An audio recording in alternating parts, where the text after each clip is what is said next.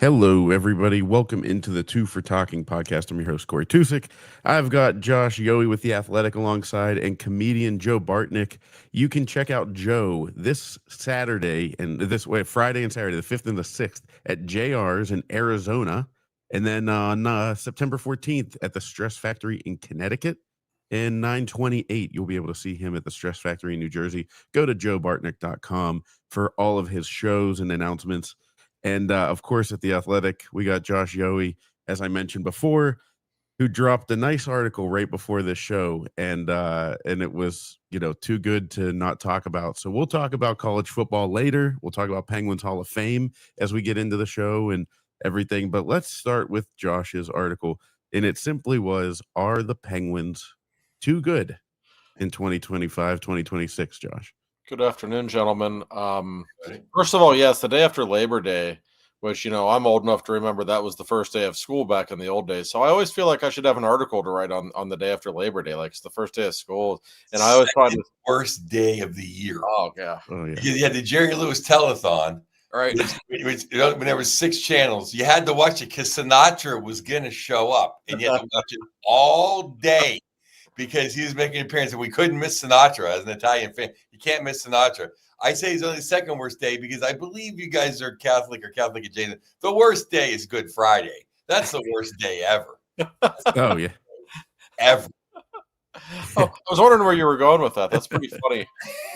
Yes, I know the young people have no idea what the Jerry Lewis telethon was, but yes, it was must-see television. It was also the only thing on. So, that is synonymous with Labor Day weekend, and I always find that hockey fans, you could write or talk about it, anything in August, and they don't care. That's just the month to get away.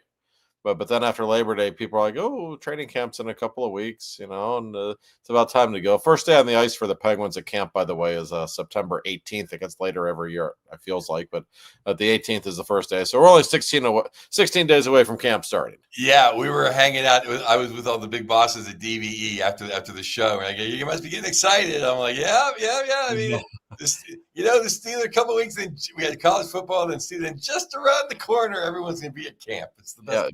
July and August for sports fans, especially in this part of the world, it's just awful. I mean, we had the 3-year reprieve where we had the Pirates, actually carry our interest. No, they didn't carry anything. But as for the article, very simply put, we know where the Penguins are right now. They're not bad enough where you'd consider them one of the 2 or 3 worst teams in hockey. But they've also missed the playoffs 3 years in a row. It's a very simple thing. You can call it the mushy middle, whatever you want to call it. That's where they've been. It's where the Red Wings have been for a decade now. It's not where you want to be, and we know that. And just looking at the Penguins roster, that blue line is absolutely horrible. But I think their forwards are pretty good. I actually think they could put together 3 really good lines with the forwards that they have. And while their goaltending is obviously a mystery and unpredictable, and I can't say that it's good, it's not like there isn't talent there.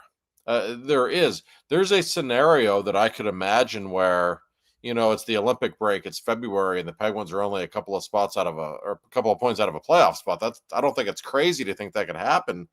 But I also don't really think that's where the Penguins want to be. I think the front office can never say this, but I think they'd love to get a top 5 pick this year and then spend a lot of money next summer and then really start the rebuild. I don't know that they've hit rock bottom yet.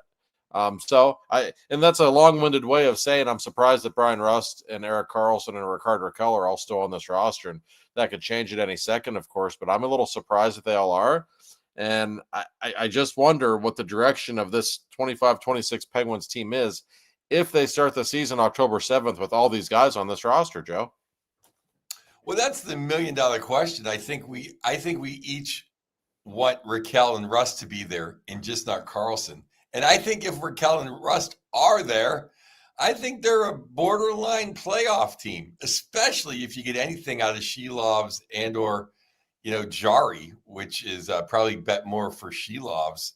But yeah, I mean, I like their forwards. And I know our producer Corey was like, we're going to lean into some preseason battles or some camp battles. So I think the top 9, is it the Avalanche? Is it the Stars? No, but it's certainly good enough to sneak into the Metro. No, I mean, and we forget, we talk about the Penguins being too old, and of course they have been for a long time. But in that top 9, you're probably going to have Recker McGroarty. You're going to have Ville Koivunen. You might have Novak, who we've all kind of forgotten about because we only saw him play for 4 periods before he got hurt. He's still a young, fairly talented guy. So there's all these new bodies into the mix. And if you still have Raquel and Russ, we know who the top line is and we know how good it is. And I also do not envision a scenario where Gino Malkin embarrasses himself in what might be his last NHL season. Like, he'll be fired up, and he's not the player he was, but he'll still put up some numbers. I don't have any doubt about that. So, like, that's a pretty nice collection of talent, Joe. Josh, now, is this just dangling the carrot, or maybe it's too far of a tangent? We can talk about this in June, or maybe at the deadline. Does the chance that I forget the letters, IHF, I'm dyslexic, whatever, that Russia's allowed to play in the Olympics, does that keep Gino riding the stationary bike? I know he's playing pickleball this summer, but does that keep him maybe interested in playing one more year to get him and OV a crack at a gold? Because I don't think he's embarrassed himself at all. Because I'll just dive in. I mean, I think 87-70 run, Raquel, Rusty, Mantha, right? About him, yeah. You got Mantha, you got Tomasino, Novak, and I'm missing one. Like, it seems like those the kids, McGroarty and Koivunen, yeah. And Koivunen. To me, that's the 9. I think the battle was the last 3 between about 7-8 guys, if none of the really young guys are playing. So, I mean, that's a decent top 9. I think it is. I think you could say it's above average probably. And even a guy like Tomasino, he's unproven, but you can see the talent. I mean, he can really skate. He's got all the tools. Right. He just kind of hasn't put it together yet. And I think Mantha is a guy, he never became the star that a lot of people thought he was going to 7 or 8 years ago. That doesn't mean he's a bad player. Like, I could see him coming here and putting up 20, 25 goals. That wouldn't shock me in the least. So these are 3 pretty good-looking top lines, in my opinion. The blue line's decidedly a different story, but I think the forwards alone, especially if you still have Rust and Raquel, it's a pretty good group. Well, the problem with Mantha was Mantha just never lived up to what he could have been. He came into Detroit just after the glory days of Daxut and Zetterberg and everything. Right. And in Detroit, if you're that size and you're not Joey Kocur and you're not Bob Probert and you're not Shanahan and you're not McCarty, well, you're considered a wuss. And if you don't go to the net like Tomas Holmstrom or Dino Ciccarelli was 5'2" and tougher than a $3 steak, they expect big guys with big shoulders to play tougher than Mantha does. No, that's right. And he got so much hype, like everybody thought. And you can see why. He's one of those guys, you watch him play once, it's like, man, that's a big guy with a nice pair of hands and he can skate. Like, he could do everything. Never put it together. But like, if he's on your third line, or if he's, even on Gino's left wing, like, that's not bad. Like, I was surprised Dubas signed him, quite honestly. And of course, everybody's first thought was, boy, he might be a nice guy to deal at the deadline, and he might be. But just in the near term, I think the Penguins can score a lot of goals.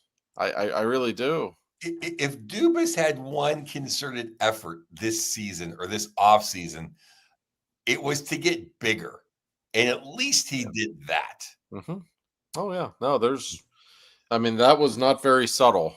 He wanted them to get bigger and tougher and harder to play against. I think, and it's funny, when we talk about Dubas, so many people, I think, view him as an analytics guy or just a guy who wants skill.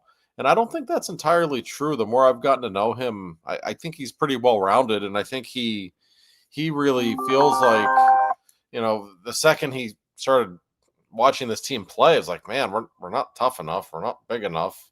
Like, I think he gets as annoyed as anybody that 87 and 71 and 58 have to fight all their own battles. And I also just think he looks around the league. Watch Florida play. Anybody push them around? Is anybody smaller than them? I don't think so.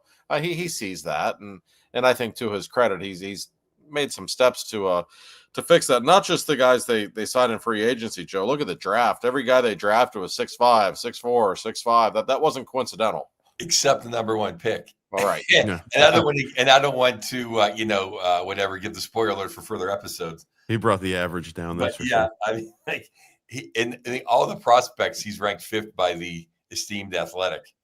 And you don't want your guy who was picked first of your top 3 first-round draft picks to be number 5 in the system. Yeah. My concern, with us being too good, like you alluded to, Josh, is this really the best thing for us?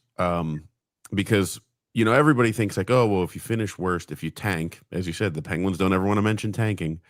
I think some fans are quietly and some fans are not so quietly rooting for tanking. I personally think it's worth a shot at getting a 1-4 shot at Gavin McKenna. But even if you land in the top 5, the prospect pool is so much deeper. There's so much more high-end talent. And it kind of struck me as I read your article, Josh, because I've been trying to figure out how to phrase this to people that I'm, in family, whatever, talking about the Penguins. Like, it's worth landing in that top 5 because you can win a Stanley Cup with an Eric Stahl. Eric Stahl, was he Sidney Crosby? Absolutely not. Should you have taken should they have taken, I remember somebody asking me early on, oh, should the Penguins have taken Eric Stahl over Marc-Andre Fleury? Like that was a conversation, but in the long run, Eric Stahl was just Eric Stahl. He wasn't, some all-time great, but he won a Stanley Cup. He was a big part of winning a Stanley Cup. So you can win a Stanley Cup with one of those guys. I think it's worth securing that top 5 pick. Yeah, I mean, you still need some young star power somewhere. Like Dubas has done a really good job, I think, of collecting draft picks, collecting prospects, and they're going to get quantity. The guys like Koivu and McGroarty, Joe, they're going to be good NHL players. We can see that already. They're not going to be superstars. There's a difference. If you want to get a superstar, you usually need to find one in that top 5 somewhere. It doesn't have to be a Crosby or a McDavid, but you're going to have to find your Sasha Barkov somewhere or someone like that. And those guys are most commonly found at the beginning of drafts. And this particular draft coming up, and listen, I'm no draft expert. I don't claim to be, but everybody you talk with says, for years now, the 26th draft that's the one. Not just because of McKenna. There's like 5 or 6 guys there that look like they could really become stars. So if you're the Penguins, this is the year where you really don't want the 9th draft pick, quite honestly. You really don't. That doesn't serve anybody well, I don't think. And at the same time, if you're Dubas, that's tough. What are you supposed to say to your new coach that you just hired? Hey, we want to suck this year. Or, hey, Sid, I know you're the most competitive athlete ever, but we're not going to be any good this year. Hey, Gino, I know it's probably your last year here. I'm sure you'd like to make a playoff run, but we're going to suck this year. No, those are hard conversations to have. But at some point, some of those conversations do need to be had, I think, because you can't keep doing what you're doing. I just don't think it's good for the organization and the city to just not win. I think it's great if you finish 15th and then you lose in the lottery or win in the lottery, whatever the term would be, and you drop down to 7th. But I think being number 4, hoping that you get McKinnon whatever, Gavin, and then or somebody else of that ilk. It's like, I just don't see how that. So then every day, every day on the radio, then Penguins lost again, 5-2. Jari gave up 5 goals on, whatever, 24 shots. Sid did have an assist, so he keeps his, point per game streak. It's like, that's not good radio. That's not good for anybody after the Steelers lose in round 1. I agree. And it's like, I just don't see how losing helps. I mean, if we're that awful, then okay. But to kind of hopefully be that awful and say, we want to get rid of Rust and Raquel because, we don't want to be that good. I just think it's a disservice to everything. There's no honor in it. You're right. I don't disagree with it, but it's also a bad television and bad radio to be this kind of team for the next 5 years too. And I think that's that. And there's no right or wrong answer here, I don't think. But if you're the Penguins, and what I wrote in my article. I really wanted it to be a short-term thing. This is the only season where I would be okay with them kind of adopting that attitude. Let's sell people off. Because as things stand right now, this is without the possibility of trading Carlson, Raquel, Rust. They're going to have over $50 million to spend next summer right now. And that number could go way up. The cap's it's going to skyrocket. They have all these numbers coming off the books. Next summer is when they can be really aggressive, to me, and get good in a hurry, especially if they get some luck in the draft. But this particular season, I don't think the blue line is ever going to allow them to be a playoff team. So I'm not sure. I guess the construction of the roster in general confuses me a little bit. Like, if you want to be bad, be bad. But then why are you bringing in Mantha? Like, why are you still keeping Russ and Raquel? Like, those guys are going to be pretty good. You know that. So it's just, I almost think they need to pick a lane a little bit and just, in the short term, if that's making sense. I mean, that's the thing is, I agree. I mean, I vehemently disagree with the concept of throwing everything away. Mm-hmm. Me too. Everything Detroit, Chicago style, and praying you win a lottery. Because sometimes you never get out of that when you do that. Right. But if you're hoping to get into the top 7, then just do it, and then you should have traded Sid a year. Like, if that's what you really want to do, then you should have said Gino goodbye and traded Sid to Colorado for 9 picks and 3 young defensemen. If that's what you really wanted to do, because I think finishing like to say, well, we're going to suck, but we're not going to be the Sharks. I think that's the worst thing to be. No, I like making the playoffs. I like the positive energy that winning brings, but I also kind of wonder, because what's Dubas doing here? Making the team better. I kind of wonder if Dubas knows that the defense is so bad that it doesn't matter what he does to the offense, that they're not going to be good this year. So it really doesn't upset the plan of quote unquote tanking this year. And like you said, Josh, there is the opportunity for a quick turnaround, because a lot of those teams tanked, but I can't remember off the top of my head. I doubt they had $50 million in cap space after tanking, so there is the opportunity with spending the right money in the right place and I'd hate to get rid of Rust and Raquel. I love them. Rusty especially. Love everything you've done for the Penguins. Appreciate everything. But if they go and fetch us some prospects that turn into good NHL players for the long haul, and we have $50 million to spend, and we get a team together around a potential superstar and a McKenna or somebody else from the top 5, then I think, to me, that's worth it. I know that sounds blasphemous, because like me, I'm a win at all costs type person. But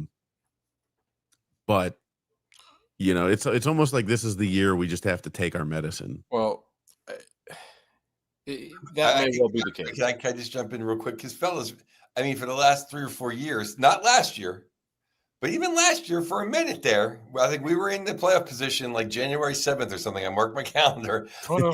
It's literally been like, if Jari didn't suck, we'd be in the playoffs. I know I know that's like, well, if every team had Patrick Waugh, they'd make the. I understand that theory, but at one time our power play wasn't 30th. It's like, we're not that. The talent is there. It certainly is a forward, no question. Right. So it's like, it's kind of, now this year, the defense really is a lot, unless, they bring up the kids. Well, to me, Joe, the single most important thing they can do is trade Carlson. And I really think they need to. Not just because it clears up money and you get something in return, but I think just the way they played last season, so many of their defensive issues, like they really centered around him. And I don't think he's getting any better at this stage. And I don't know that he's the kind of player that you want around young players. I think he might not be, in fact. He likes to do things his own way and play the game the way he thinks it should be played. I I don't know if he's addition by subtraction necessarily, because he certainly does help the forwards. He still gets them the puck better than most defensemen, no question. The Penguins will be a worse offensive team without him, but I still think they take steps to going wherever it is they want to go if he's not around anymore. It was just an experiment that didn't work. Well, let's just say, fellas, that Dan Muse brings in his system. And hey, he's not Jacques Lemaire, but if they get rid of Carlson, they can certainly actually play defense. Mm-hmm. And if they get better than average goaltending, they got guys that can score. Like this can be a solid hockey team if they buy in, which they're not going to with Carlson. They probably won't with Letang, but they have no chance with both of them. I agree. But there is a chance that, new coach, new energy, a lot of young guys. Sid's gonna want to play whatever way helps him win. Gino's gonna follow along. He has for 20 years. He may go off the reservation a little bit, but I mean, he's gonna listen. So it's like, sure. No, I don't disagree with that. They're just in a weird spot. Like you're right. That you could certainly look at last season and say they weren't quite as bad as their record indicated. They were really betrayed by horrendous goaltending in the first half, and they were. And I think Carlson and Letang are the biggest problems in terms of the way the team is configured. Those are still the two guys that are going to get the most ice time, and they're just not worthy of it anymore. I think that's very clear.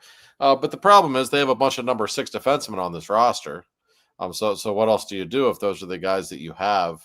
I don't know. It's a very interesting spot for the Penguins. I do think, however, they have a chance to be very aggressive starting next summer. Now, you don't want to get too aggressive on July 1st. That doesn't generally pay off with championships. But, man, they're going to have a lot of money to spend. They can rebuild their blue line in a hurry next summer. I'm telling you, they really could. I don't know. Dubas hasn't spoken in a couple of months. He usually talks the first day of training camp. If nobody has been traded or anything, by September 18th, assuming he talks that week, I'm curious to ask him some questions and to hear what he has to say about just the direction of this team, because there is that part of you that always says, like, just build a goddamn hockey team. It's not that hard. Just build a team and be good. You still got Sidney Crosby. You can do that. But everything he's done in the last 18 months indicates he wants to rebuild kind of methodically with draft picks, and that's okay. But do it if you're going to do it, is what I'm saying. Yeah. It's this weird in between. And maybe he set himself up perfectly. Maybe Dubas is such a genius that if the Penguins do go on a little bit of a run and for some reason Jari plays out of his mind, he's like, well, this was the plan all along. But then if, Jari shits the bed and the defense is, 2/3 of the time just out to lunch because of who we have on the ice, then they tank, and this was the plan all along. I tried to, I mean, the biggest takeaway to me is it doesn't look like Dubas isn't trying to win currently. And I think that's an important message to send to Sid. Like the Mantha acquisition changed everything. Not that it may change the trajectory of the team in history, but it changed the vibe. Like they certainly were trying. Sheloff's changed the vibe. Oh yeah, I think that's like, hey, we have an NHL goaltender that could play instead of Jari, that isn't a career backup, that actually has upside, that's actually won something. Mm-hmm. And he's exactly the kind of guy who can get hot behind a bad defensive team and steal games, which makes him interesting. And that's kind of what I was alluding to a couple minutes ago, is that Dan Muse, nobody knows. We kind of forgetting that's an epic change. Oh, yeah. I almost can't remember when Sullivan wasn't the coach. Right? No, things are changing, whether we like it or not. It's like, because all of our lives, the Penguins always change coaches every 2 years, and then for a decade, it's just Mike Sullivan. And no, I mean, the culture change that's about to come, and who knows? Sometimes a new coach comes in and instills some energy and some jump, and teams get off to good starts under new coaches. We see that happen all the time. Like that's in play. Or maybe it'll be a disaster. Maybe he doesn't know what he's doing. I don't know. Nobody knows. He's got his hands full because he's got a bunch of old guys and a bunch of young guys on his roster and not much in between. That can make things dicey. But I will say I'm more intrigued and more looking forward to this season than I have been in a while, because I don't know what to expect at all. Yeah. I do know one thing. I am an opening night victory in Madison Square Garden away from being right on the bandwagon. Like Utah, I mean, the Penguins pull off like a 5-2 victory. Sid gets like a couple, 2 or 3 points. Gino pops a goal. I'll be right there. I'll be at the front of the bandwagon. Like, yep, this is the year. Let's go for it. So Corey thinks the Steelers are going to win the Super Bowl too. I think Corey's a very easy sell. You know what? I get the Yinzer flow. Like as soon as a team gets a couple, I go, you know what? I mean, I'm famous in my house every year. If the Pirates get within playoff, They got a like, chance. yeah, oh yeah, and it's in April every year. I'm like, my kids at this point know. They're like, don't say it, Dad. Don't say it. You're gonna Not in jinx them. September, Joe. It's not in September, that's for sure. Oh yeah, no, it never is. But yeah, I don't know. I could see it happening. I could see a good opening night. And doesn't that game? There's two things. She loves screams like a goaltender that Pittsburgh's gonna love. Like he's not It's not Jari, which will help. yeah. Well, they always love the backup goaltender, even if he's a midget who has a terrible glove. They love him. and this guy does have talent. I mean, he does. Oh, I picked him as rookie of the year. He's going to push Jari. When he's hot, he's hot. I don't know. And we can all admit Vancouver was an absolute disaster last year. So he could come in here and just grab the number one job from Jari. And he would not be the first guy on this team that shouldn't play. It's a veteran.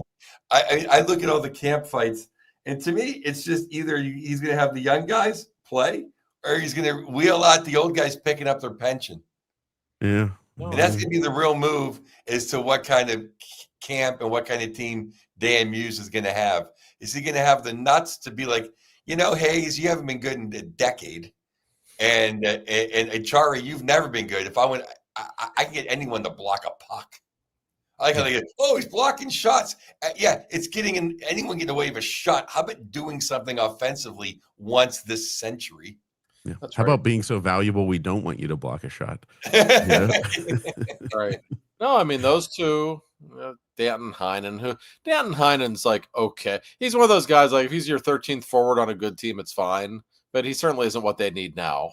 Josh, with all due respect, Danton Heinen is, Martin Straka compared to Noah Chari. Good point. That's a good point. For sure. No, and Hayes for that matter, who, like, I know Hayes put up some numbers on the power play for a stretch last season, but, I mean, he was not helping them win. I don't know that he's the greatest locker room influence either. It's just better to have young guys. That was actually worse. He played good enough to keep Gino on the second power play. He played just good enough to ruin our power play. That's pretty much correct. It's the state of the Penguins. Bad guys playing just good enough to ruin it. But the guy I want to see more of Connor Dewars. I love the rusty nail. I think Dewars should have a spot on this team, and I really like Brazeau. Brazeau brings some big shoulders, and he's not afraid to drop his gloves. At least until Imam. But Dewar can't play center. But I like to have Imama and Brazeau out there against some of these teams. And you mentioned if Brazeau and Dewar and Lazat is your fourth line, it's not a great fourth line, but it's not bad. It's okay. Yeah.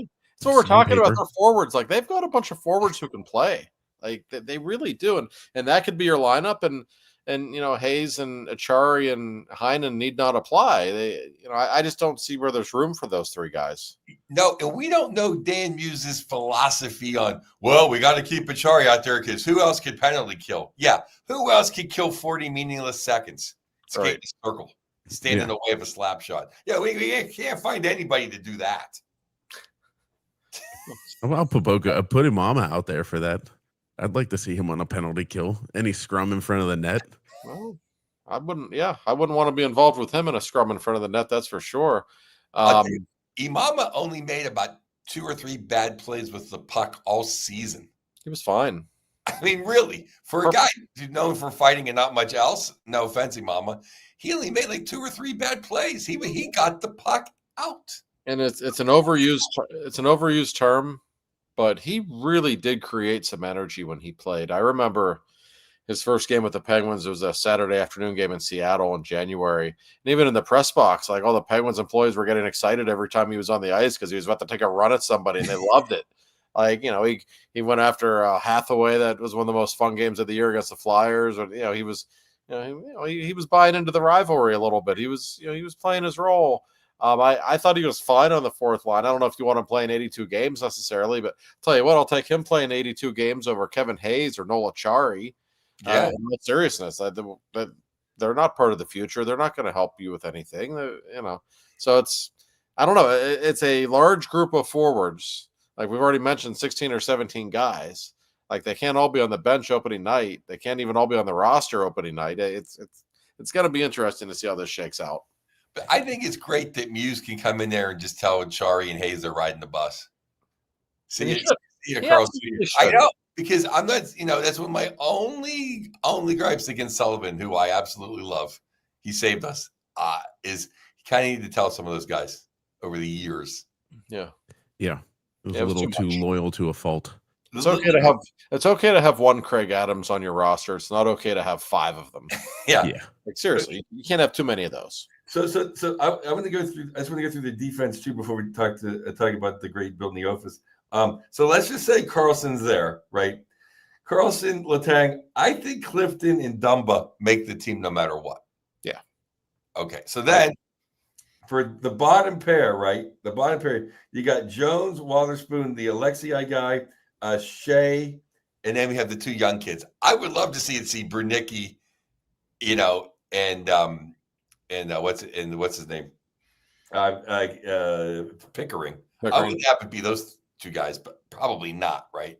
Well, Pickering's interesting because he got called up last season for a stretch, and I thought he was fine.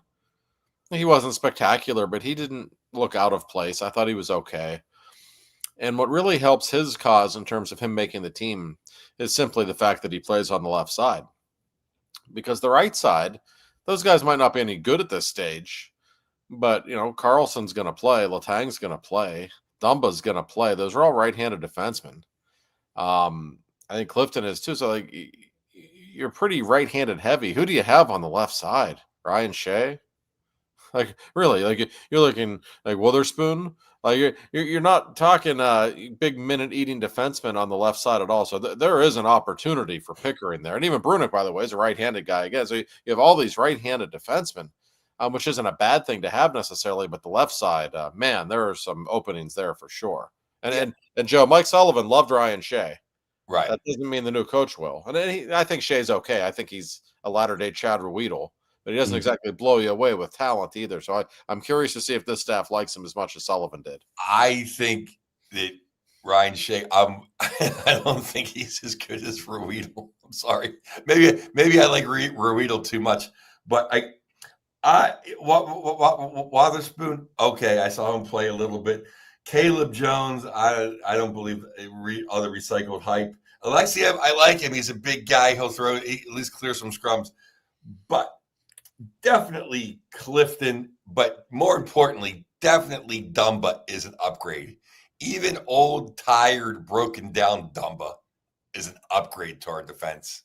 Oh, yeah. If he plays behind Carlson and Letang on the right side and gives you 15 minutes a night, he'll be fine. He adds some toughness. You can do a lot of things with him. If he plays well, you can flip him at the deadline if you want and actually get something. There's a lot of pluses, I think, that come with having him. So, like the right side, we kind of know what the right side is, assuming now if Carlson gets traded, that changes things a little bit, of course. But the left side, I don't know. It's open for competition, but I'd be surprised if Pickering does not make the team out of camp. And I think it'd be disappointing if he did not make the team out of camp. He's been around for 3 years now, former first-round pick. I don't know how high his ceiling is, but he's got to at least be a third-pairing NHL defenseman, and he should be ready to be that by now. If he doesn't make it out of camp, I think that's more alarming about his development. Right. And also, if you go back and listen to the tapes, when he was playing and up, we were happy. And when he got sent down, we were like, what? Yeah. He kind of had one shaky game. I was surprised, yeah. It was a shaky game, but I mean, Letang and Carlson had a shaky season. Yeah, and I remember it was right before Boko's first game in Seattle, in fact. I was literally on a plane to Seattle that morning. That's when the Pickering news came down that he was sent back down. And I talked with Dubas later that day in Seattle. And he kind of implied to me that Pickering would probably be on the way back up at some point during the season, that was kind of the plan, and he never did. There's nothing flashy about Owen Pickering's game. He's not going to wow you. He's a classic stay-at-home defenseman. But Jesus, this team could use a few of those right now, could it not? White, and didn't the plan in Wilkes-Barre, though, they were trying to be a good team down there. So maybe it was trying to keep the team better in Wilkes-Barre if they want to make a big playoff run.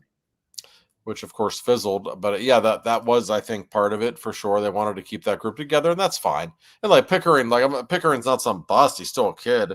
But he should be ready now. And if he could solidify one of those 3 jobs on the left side of the blue line, that would be a big deal for the Penguins. Because, listen, the blue line's in shambles. It has been for a couple of years. I just thought about this again. I never even wrote down Adam Graves. As I always call him, I hate him almost as much. I never even thought of Ryan. I literally thought, Pickering can't be as bad as. I thought, Ryan Graves, he's still there. I was going through the Rolodex of left-handed defensemen, and he never popped up. I didn't see his face in my mind at all. Now, I will say, as bad as he is, I guess a new coaching staff couldn't hurt. Maybe they'll get something out of him. I don't know. I actually thought he was slightly better last season than the year before, but the bar was so low, it doesn't really matter. That's the only guy that you can say Achari's is worth more than, because Graves doesn't even get hit by the puck unless the puck hits him and it goes in the net. Yeah, he avoids it, I think. I just don't understand how that guy, like with his body size, if I'm him and I see how my NHL career is going, I'm like, all right, you know what? I'm mixing it up. I'm taking MMA fighting classes this summer and coming in just bashing skulls because it ain't working the way that he thinks it is. You were blessed with 6'5", 230. Like, maybe do something with it, all right? I was told people who know him personally, like, and I'm not saying his friends are throwing him under the bus. He enjoys having a paycheck. He's happy to be there. Not one that you win a Stanley Cup with. No, it's not the type of person. Usually guys have like one ring, and then you find out they're like that. Yeah, there's a few guys on that roster right now that suffer from that disease a little bit, and that's probably something Kyle is very well aware of.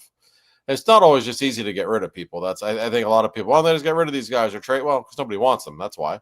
And part of that's on Kyle because he signed some of these guys to ridiculous contracts. Yeah, I would give a concussion protocol test any GM that picks up Ryan Graves. That's like the original sin. Anybody would pick him up. Jari, I can almost see it. Jari, I can see. You catch him on a good day. You need goaltending. It's only $5 million. The cap's going up. He's had a couple meaningless awards, a couple meaningless All-Star games. Okay. Well, and especially Joe, as time goes on with Jari, he only has 3 years left on his deal now. So, let's say he has an okay year and they can trade. At that point, you're trading him. He has 2 years left at $5 million. That's would you give Jari 2 years, $10 million on the open market? Probably not, but it's not necessarily outrageous if he plays the way he's capable of. And I would say this too, he gets a star on his report card to go get a cheeseburger at McDonald's. His attitude was great last year. It was. It must be noted. It must be noted. He was a team guy last year. He was. I give him a lot of credit for what he did late in the season. And I kept saying, people said, yeah, he's playing well now that the games don't matter. To which I would always say, they matter to him. This guy's career's on the line. There was actually a lot of pressure on him, and he dealt with it really well. Yeah.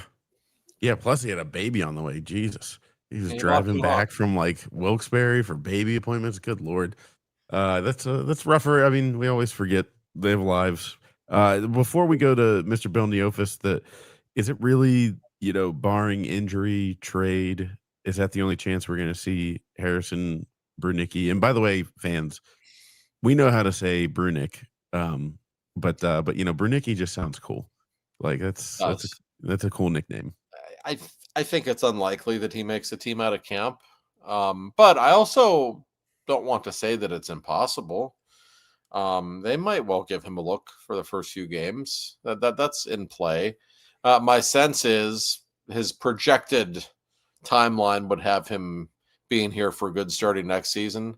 But the fact is, at 18 years old last year, he was their best player, their best defenseman in training camp, and it wasn't close. Like, I'm telling you, it wasn't close. He was by far their best defenseman on the ice every day in camp. And what if Carlson does get traded? Which is possible. I know for a fact they'd be willing to deal him. And I still think there's a real chance it does happen before the season.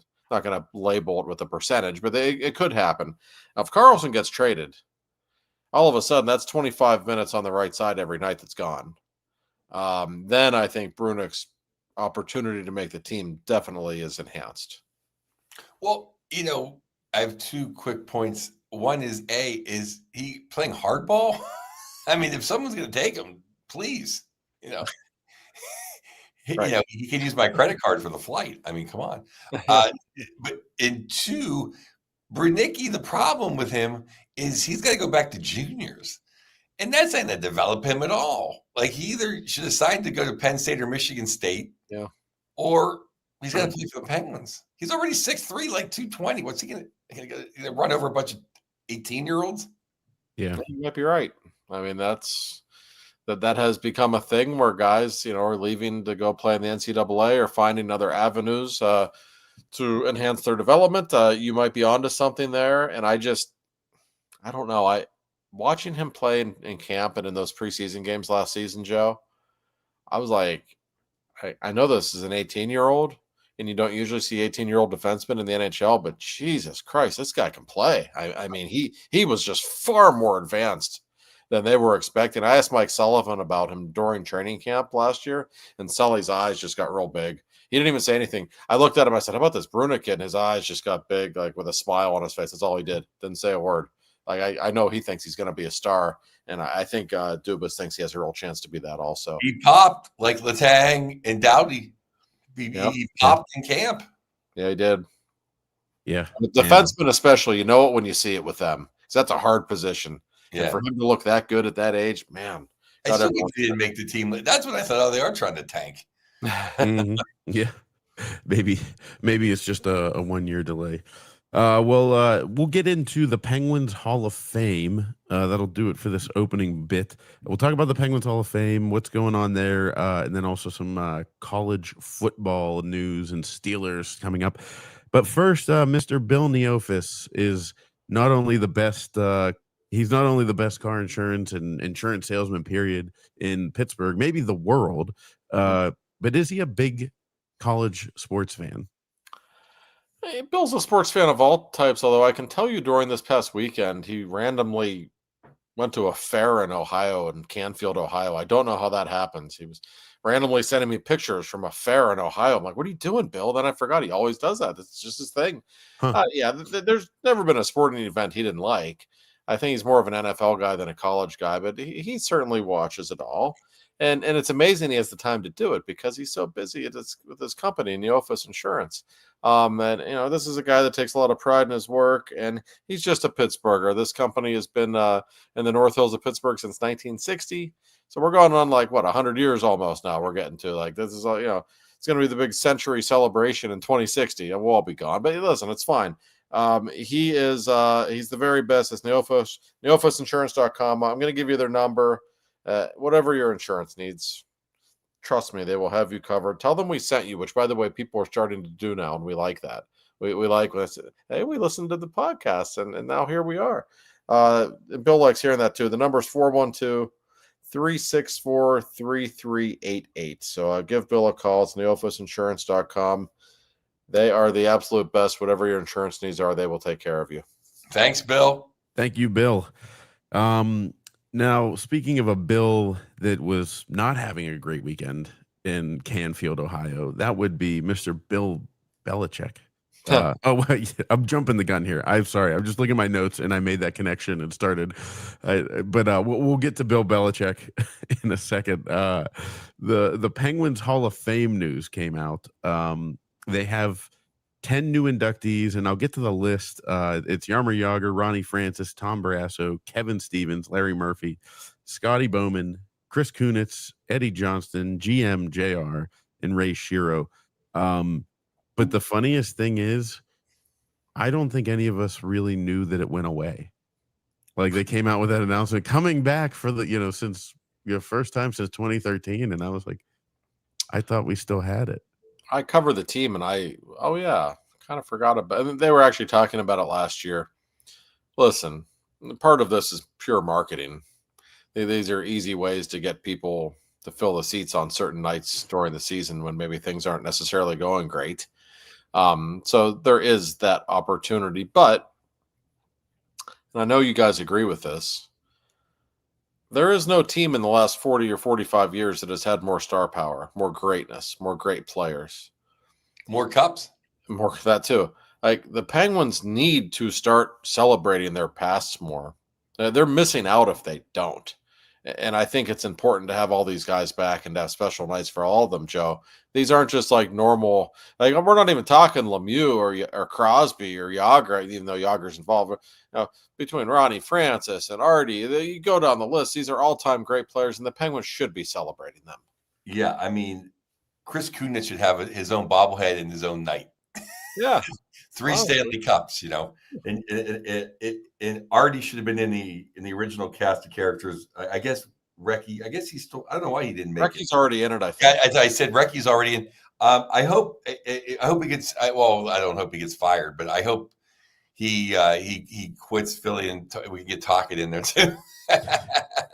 My biggest question with the Hall of Fame announcement is they listed who's on the voting committee. You're the only guy I know that's not on it.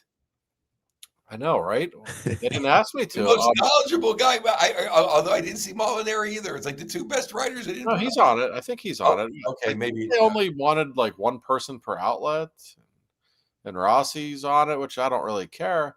I would have enjoyed. I like to think that I'm slightly more qualified to talk Penguins history than some of the people on that list, but I'm not going to name names or anything. No one's heard anybody in the best. Here's the bigger question. But yeah, that's how fine. is Staggy a voter? Staggy should be in the Hall of Fame. Yeah, honest to God, especially the 2-9er. I think with his broadcasting and playing contributions, I agree. We could take Joe. You and me could take Staggy and Borky's voting privileges maybe in the future. That's not a bad idea. Well, definitely you, Josh. Definitely you. I would be honored. I'm honored when the Penn's media has me in their fantasy pool. Like I don't expect to be on the voting committee. I just think it's just I know maybe because he still works for the team. I'm not quite sure, but and he's not Mike Lang, and he would not want to even be compared to Mike Lang. He's Staggy's humble, but there's a piece of Staggy that needs to be put somewhere forever because he is the Penguins. No, you look at as much as anybody. Guys like Staggy, I mean, from the broadcasting to his marketing career, he's a very important part of franchise history. He is. He picked up Lemieux and he brought Yags to the mall to get his jean jacket. That's right. His Bon Jovi. I mean, there's nothing more. Enough said. Yeah, I mean that's right. Did it all, but I have to say, I mean, I didn't get a chance to vote on it, but I can't disagree with anybody who was voted on. And look at these names that we're talking about. I mean, these are, larger than life names, and not just, the players we mentioned already and Ron Francis, but look at some of the executives, whether you're talking Scotty Bowman, probably the greatest coach in history. You got EJ, who doing the original tank job. Yeah. I mean, if you've ever, and EJ was actually a way better coach than people give him credit for. He just didn't always have all the talent in the world, but he's a really good coach too. And to this, I always call him the Godfather. Like he's just such an important guy. To this day, I see after games all the time, EJ will just go into the locker room like 20 minutes after a game and he'll sit down with Sid and they'll just talk about the power play like that. That's EJ, 90 years old. He's still doing stuff like that. And Jim Rutherford and Ray Shero, who passed away recently. These are people who are the very best at what they did. It's a crime that EJ isn't in the regular Hall of Fame. I agree. Whatever you want. I mean, besides, drafting Lemieux, helping us by trading us Ronnie Francis, Alf, and Grant Jennings. Yeah. Just the fact that he's the last man to play all 82 in net without a mask. That's right. Yeah. And he's Bobby Orr's drinking buddy. What more do you need? Yeah, what else? If that doesn't qualify you for the Hall of Fame, and he was a pretty darn good coach. I mean, maybe the best power play coach ever, honestly. Look at some of the numbers his power plays put up. I'm not talking the Mario teams either. Mhm. Before that, no, EJ, you're right. Really important guys. Our buddy Mark Madden always says that the NHL was built on guys like EJ, and it's really true. And he also says a great line that, Matt Sundin has whatever X amount of goals. I don't remember any of them. True. That's just the truth. Compilers. I think Halls of Fame should be for guys that made themselves famous, not guys that compiled stats. I've always felt that way. All Hall of Fames. I would agree with that. But and by the way, one cool thing the Penguins are doing, I don't have all the details yet, but like how the Steelers have the Great Hall at Acrisure Stadium. The Penguins, I don't know if it's going to be on that scale, but they're going to have a Hall of Fame exhibit on the main concourse. And I know they're hoping to have it ready by the opener. The home opener is October 9th against the Islanders. I don't know if it'll be done by then. That's what they're trying to do. But certainly early in the regular season, if it's not done by then, there's going to be a really nice exhibit. I know there's going to be Mike Lang featured heavily in the Hall of Fame exhibit from what I've heard, and a lot of other really cool stuff. So I'm glad that they're doing this. I really am. If ever there were an organization that should be able to stick out its chest a little bit and boast about the all-time greats that it's had, it's the Penguins. Like I go to Toronto and I see like 25 numbers retired in the Raptors, and I've barely heard of any of them. Yeah. You come to Pittsburgh, you're talking Lemieux, Yager, Crosby, Malkin, Francis, Stevens, Fleury, Barrasso. Like, come on, these are some of the all-time great players in the sport. They should be proud of it. Yeah, this is not a franchise that hangs banners like the Capitals that say Eastern Conference regular season champs. Right. Wow. So if I had to guess where they're going to put it, I think they're going to put it back where the kid zone used to be. Because that spot, like they turned it into like a bar or something now. It doesn't really get used right outside the Captain Morgan Club. That would make sense. It'd be a good spot to do it. You could actually, this is me being the building nerd that used to be an usher there. Like you can go straight up there. You could actually go multi-levels and a little bit, I believe. And if you've ever been to Montreal, we've talked about Montreal a bunch, whenever we do Josh's, favorite cities, their Hall of Fame rivals just a regular Hall of Fame. I think I spent the whole day there just in the Canadiens Hall of Fame. Oh yeah. And the Penguins, are they the Canadiens as far as total history? No. But like we've said, in the last 40 years, nobody matches them. You can make a Hall of Fame that you could, spend the afternoon in easily. They could use the site of the old Civic Arena and build a building, not a wing of and just put Lemieux and Yager sit in Gino, and they could fill it. Oh yeah, yeah. Not even everybody else. I want to make one little point because about another person who's on the committee who I would like to see in the Hall of Fame, and that's Bugsy. I thought Bugsy was a great Penguin, and of course he's not in this class, but I think after this class gets in, and I don't know if they're going to do it, we have to pick 2 guys every year. I'd like to see Bugsy get in because he was a bridge. He's a fan favorite. He's a Pittsburgh kid. I just always love Bugsy, and he's kind of like a forgotten guy. We were kind of talking about how in between commercial breaks, we're talking about how Cam and 90 might how between the way they're handling their contracts that they won't be remembered fondly, and it's like I'm like they're not going to be remembered fondly if they don't win the Super Bowl. That's just the way. That's just the way, it's Harrison and Palomalu are the last 2 great defensive Steelers. Like that's it. Like stats don't matter. And I feel that way for Bugsy. Like there's the 90 teams, and then there's the Sid and Gino teams that won. And even if you played in the middle and you didn't win, between whatever 10 and 15, you don't count. It's like you only count when you win championships. On those 2 franchises. Yeah, and I will say for Bugsy too. On these teams. One thing about Bugsy too, Bugsy's really, that I can think of, the only local player to actually become a big time contributor for the Penguins. Upper St. Clair kid. Yeah. And he loved being a Penguin. Like to this day, Bugsy hates the Flyers. Like, he really does. He took such pride and such joy in eliminating them in the playoffs in 2008. I can still remember it was 2008. That was his last season with the Penguins. The Penguins went up 3-0 in that series. They won game 3 in Philly. And when he was skating off the ice, he took a stick, banged the glass, and just waved at the crowd as he walked off the ice. Like, I was gonna say the same exact thing. I'm like, I can't believe that. Bugsy's one of us, by God. Yeah, he should be in the Penguins Hall of Fame. Yeah, I think too. Just like RJ Umberger was going to be the first, Pittsburgh-born kid to make it to the NHL. Like, it was like, as somebody that was playing hockey through those ages at around Umberger's age, we all kind of knew that. And then I remember sitting there on Fleury's first night. Fleury's first game, and they announced the first Pittsburgh-born kid. Me and my buddy looked at each other like, we get Umberger? Like, how do we get Umberger? I thought he was with Columbus or, wherever he was, Philly. And, Club too far away. Yeah. And then all of a sudden, Ryan Malone comes out. So just for him, like if it was Umberger as the first Pittsburgh-born kid to play for the Penguins and be a contributor on the level that Malone was, like you would retire as you put him in the Hall of Fame, and I think Bugsy will get there eventually. It kills me that he wasn't on the 2009 team because too, I think. Yeah, it just he talk about a guy that deserved to win the Stanley Cup, and that him taking the puck in the face in the Game 5 in Detroit. Yeah, just he's all-time Penguin great. So we love you, Bugsy. Single and ready to mingle. The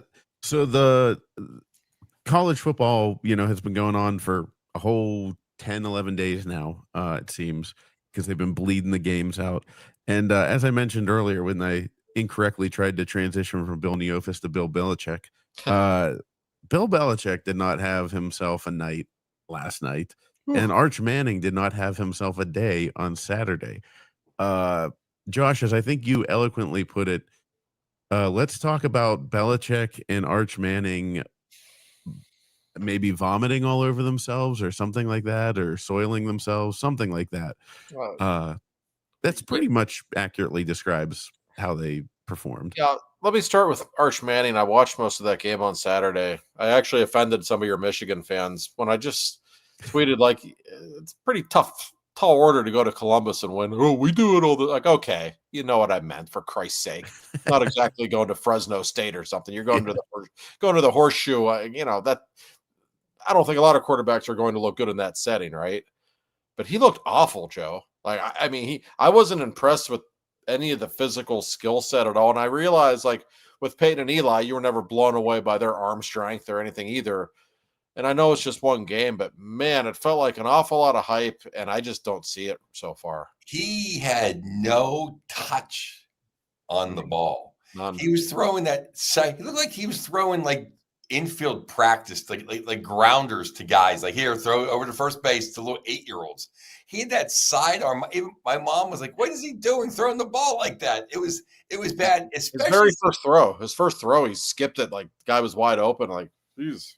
Especially since, like, I watched almost every game of the weekend. I love college football. I was all in. I saw like 5 freshman quarterbacks all play better than Arch Manning. Yeah. No, Sayin, the guy from Ohio State, outplayed him a ton. And that kid was a true freshman, like went to the prom 3 months ago. Yeah. Yeah, Arch Manning he played like last year. He just looked scared the whole game, and I don't know how Texas must be pretty good to only lose that game by a touchdown as badly as he played. Well, but I'll say this though. I thought I watched about 5 or 6 teams that would have beat Ohio State. Oh yeah. I thought Ohio State was terrible too. I watched 7 games in their entirety. That was the worst one by far. Put it this way, on ESPN College Football Final, that was the 3rd game they went to. They showed that was between 1 and 3. They showed 2 other games before that on the highlight package. Yeah, I do not see, Ohio State fans, of course, fill my timeline because of how much crap I talk on them. And They're all sitting there going like, yo, like, here we go. We're going back to number one. We're going to the national championship. I'm like, guys, you didn't look that great. Like, you beat a guy like Arch Manning looked really bad. You beat him 14-7. Your quarterback, granted, he played better than Arch Manning. He didn't look fantastic. Like he didn't look like, and this is not me being a homer, but I saw you Ohio State fans out there tweeting about this. Bryce Underwood for Michigan looked like the real deal. They Like, played nobody. Yeah, they did. They played New Mexico. They have a football team? Come on. But you see him throw. You see him move. You see his physical abilities. Kenny Pickett looked good in preseason. When you don't play any, you got to play. They didn't play on the big. They didn't play a big team. I'll tell you who looked good. Lloyd Carr's kid from Notre Dame. Yeah, he went down to Miami and played in a hurricane. That was a fun game. That was a great football game. No, and I am not a Beck fan. Carson Beck. I do not like him. I'm an SEC loyalist. Last year, first game of the year, they go, what are your goals this year? He goes, to win the Heisman Trophy. You talk about not a team guy.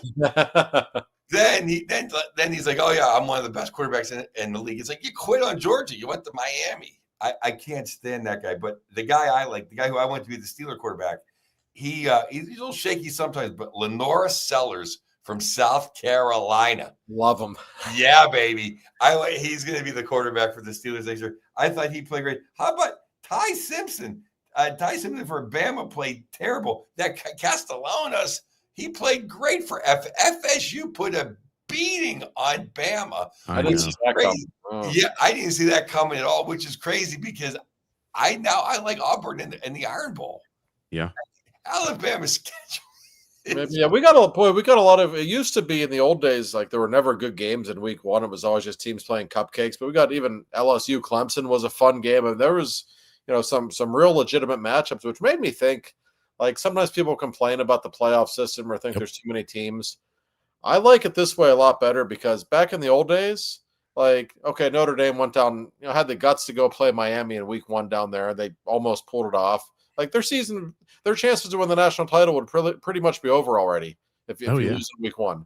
And I like that it's not that way anymore, that you don't get punished for, actually scheduling a really good team like that. So I absolutely do too, but this is enough. Like 12 is enough. Like, no more. I don't want the 7th ranked Big Ten team.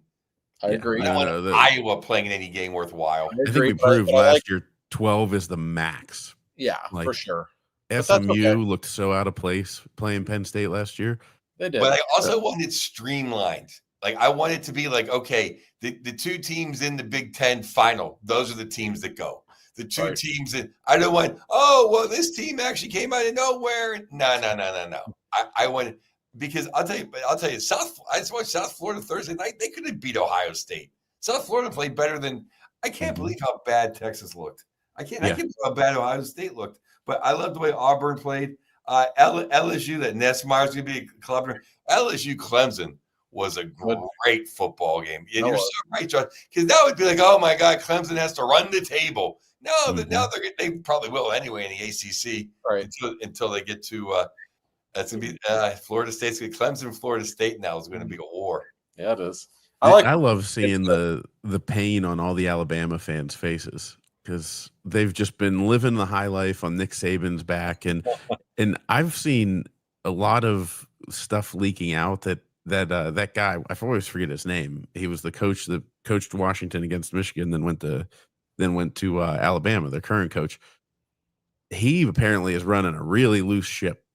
Like there's donors that are complaining and boosters that are saying like they're seeing players come in at like 2:00 in the morning with like DoorDash and all that kind of stuff the night before a game. And it's just, nothing's going right for the Crimson Tide right now. And I would not be happy if I were their fans, because he took Nick Saban's dynasty and just basically flushed it down the toilet in 12 months. Well, Saban already has a statue. I got my picture taken next to it. It was the bear and Saban right next to it. And the Saban was still the coach. I mean, this was 5 years ago. I think they messed up. I think the guy's a good coach. Washington obviously had a good team, but he wasn't a Southerner. No, yeah. You need a guy who knows every strung out high school football coach in Alabama and Florida and Georgia. Because that's where that's where everybody, you can't have some guy, he's a computer bag. They don't have the athletes they used to. Everyone that was great left. Everyone that Saban brought in left. I can't believe how quickly they appear to be falling off. They were the king for a long time. Well, they don't have. I mean, they're in a tough league. It's not easy. That's how great Saban was. That's just how great Saban was. And the other thing is that, I'm losing my train of thought real quick. I'm spaced. Oh, imagine. I mean, the players left. Imagine when you're imagine going to Alabama, as a student, sign up to go, and Saban quits. I remember after Michigan beat Alabama in the Rose Bowl, and I popped on to some Twitter spaces of Alabama fans talking, and just flipping out after the game. That's what Twitter spaces is so great for, outside of when we do them, is you just can hear Steelers fans losing their mind, any fan of any team. And I remember this kid sitting there going, I'm a senior. Or he's like, I'm a senior at Alabama. How the hell did I go to Alabama and not be here during a national championship? He was just losing his mind. And that's you're going to go to Alabama expecting to win a national championship. And it just doesn't happen. He could have gone there anywhere in the last 15 years. It's just weird. But it's Alabama, and they can look what he did. LSU was a big deal. He went to LSU, made it, returned to glory. Then it fell. Then they got Coach O back. Those big time programs can get it back. They have all the money, they have all the power. Yeah. I just want to make one more point because we have a hard out. The college football has to just let kids make catches and make touchdowns. There was 3 or 4 catches and 2 incredible touchdown catches that they took off the board that you had to slow down, and maybe the ball touched the ground at pubic hair length, but you're really taking that touchdown off the board. They need to get rid of that kind of replay crap. If it, in layman's terms, if it looks like a catch, if you're playing football on the beach, and you say it's a catch? If it's a catch in the backyard, it's like the Supreme Court says, porn when you see it. When it's a catch when you see it. That's These kids are making incredible catches, and they take them an hour to review it, and then it's it's not a catch. Get out of here. I want entertainment. You know how I feel about instant replay. It's that's just it. We have forgotten that sports is the entertainment business, and college games are already way too long. That's my only fault with college games, 4-hour games. It's too long. But as for the other things we were talking about with Alabama, I will say this, and I always say this about the NFL too. Don't get too high or too low after week 1. There's a lot of weird shit happens in week 1. For all we know, Alabama gets hot and runs the table, and it wouldn't shock you, right? So sometimes what you see in week 1 isn't really the way it is. Just keep that in mind. Also at the NFL season coming up this week, there'll probably be some upsets in week 1. Just because something crazy happens in week 1 doesn't mean that's the way it's going to be. Yeah. That is such a safe cushion for all of our listeners and great loyal fans. Yeah. For week. Yeah. So you don't install the diving boards on the Smithfield Street Bridge after week 1. That's right. If things don't go well in New York, or if your gambling exploits don't go great in week 1, hang in there.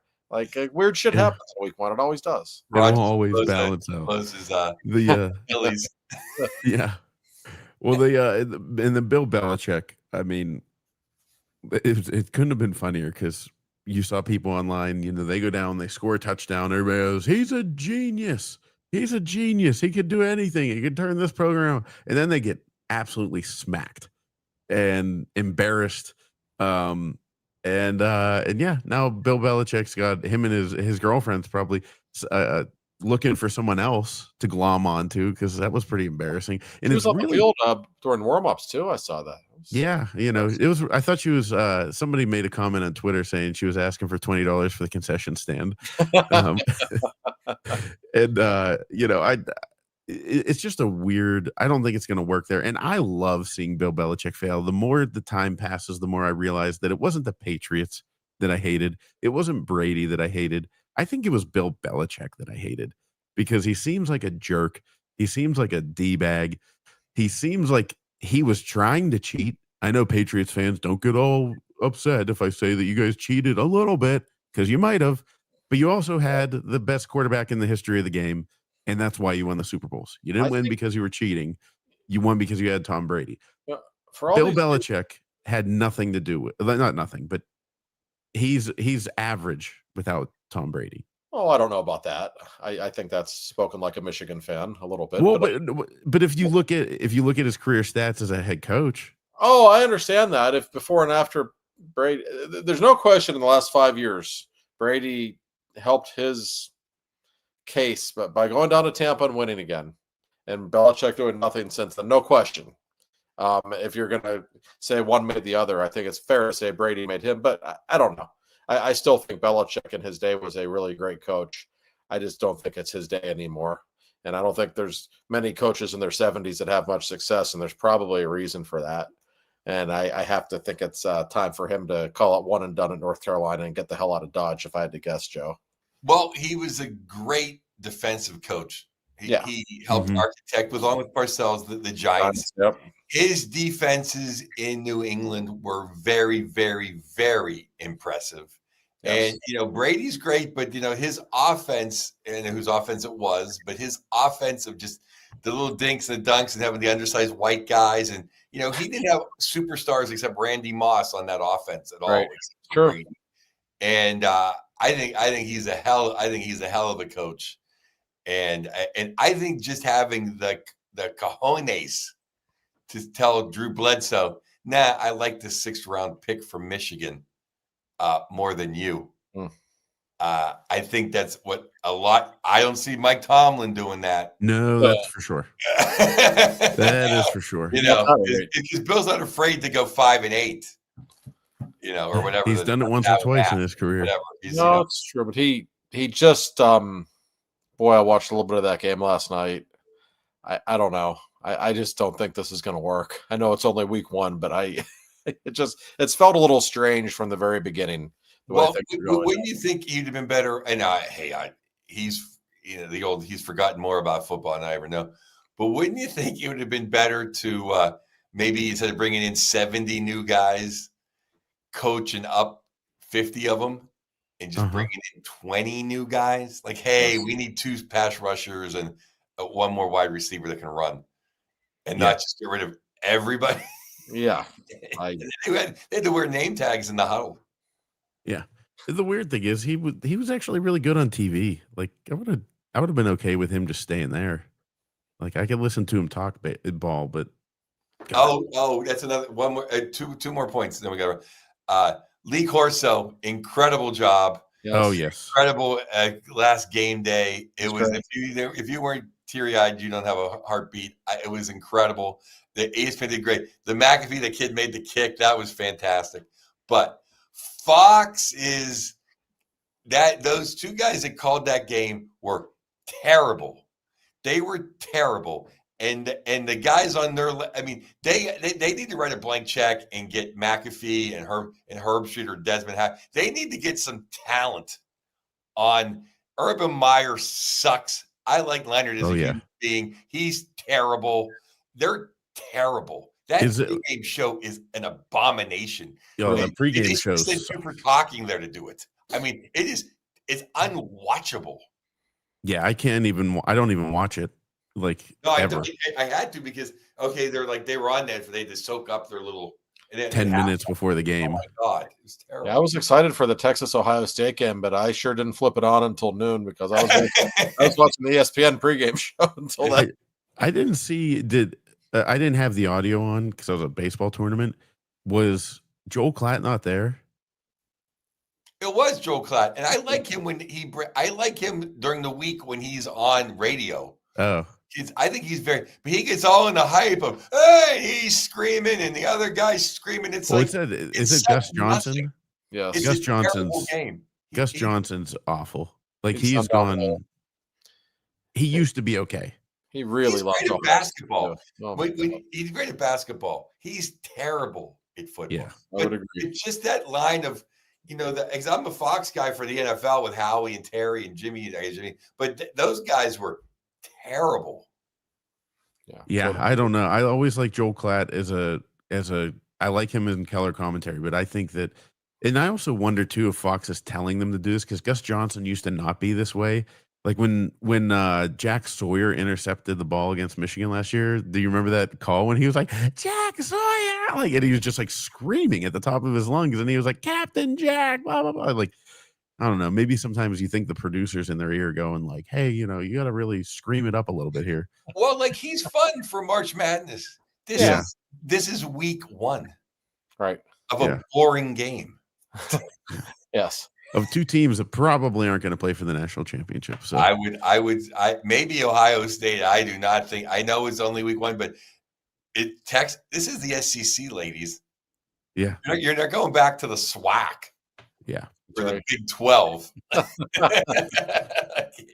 Certainly not. Certainly not. Well, and we didn't even get to talk about the Steelers and Cam Hayward and will he, won't he. We could do that for 2 minutes. We got a couple minutes here. I got a delay, but Cam Hayward, will he play this weekend? I'll say this. I think he will play. If he does not play, then what I said a couple weeks ago stands. Rip the C off of his jersey. He's gonna play. I know. I don't think anybody even thought it was up for debate, Joe, until yesterday or the day before when somebody interviewed TJ, and TJ is like, "Well, I hope he plays. If he gets a new deal, I guess he'll play," or whatever it was that TJ said. And everyone's like, "What?"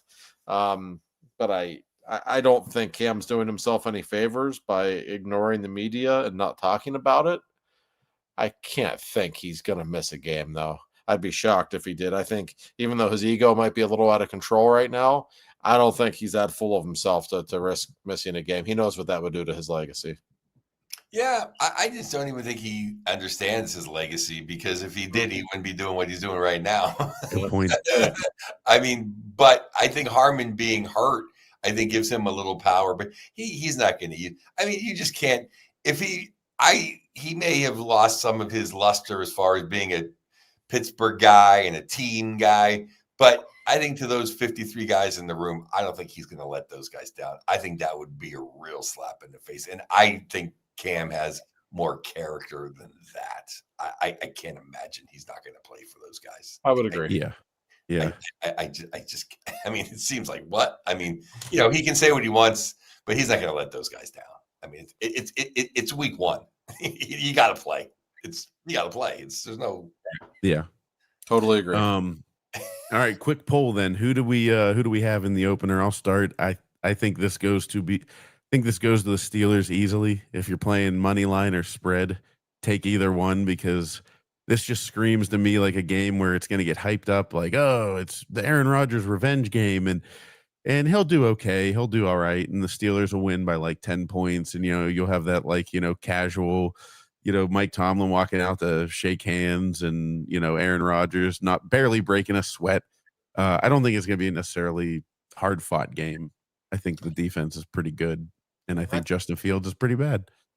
I think the Steelers will win, but I don't know that it'll be comfortable, because I don't know that their offense is any good. Like, I just don't know what to expect. We haven't seen Rodgers play. I don't know. The Jets defense is okay, but I can't imagine Fields putting up many points against a defense that knows him very well and against a coaching staff that knows him very well. So I'd probably pick Steelers 20-16, something like that, Joe. Yeah, I think the Steelers are going to score at least 20-some points. I don't know what the Jets are going to score. I think Fields will get lucky a couple times, because that's just the way things are in this world. I've been a Steelers fan for 50-some years. Crazy things happen, but I think the Jets are bad enough that's why you got Rodgers to overcome any problems. And as long as the number one guy is not going to get hurt at receiver, I don't care that we can't run the ball. That's why you have Rodgers. Go 5 tight ends and the big guy and just throw around. They're going to score 21 points. Yeah. Yep. All right, you heard it here first. Absolutely guaranteed Stone Cold's lead pipe lock. The Steelers are going to win. We'll lead with the Steelers. We will lead with it if we have egg on our face.